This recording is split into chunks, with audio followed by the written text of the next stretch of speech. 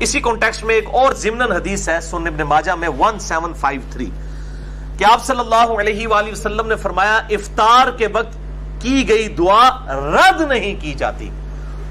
وہ اس حدیث میں الفاظ تھے کہ دعا قبول ہوتی ہے, اس میں الفاظ ہیں دعا رد نہیں ہوتی. یہ مشکات میں نہیں ہے, میں نے اس لیے ابن ماجہ کا نمبر بتایا.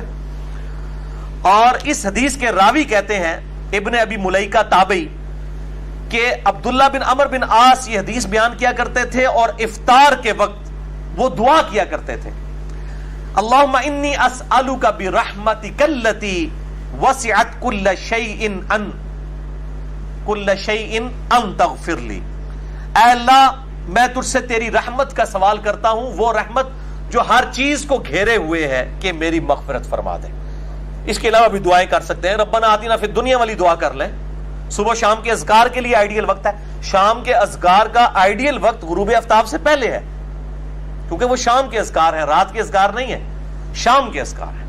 تو سب سے بہتر وقت وہ ہے کہ آپ مغرب اور عصر کے درمیان اور مغرب سے جسٹ پہلے افطار کے وقت صبح شام کے اذکار, وہ بلو کارڈ جو ہمارا ہے وہ کریں.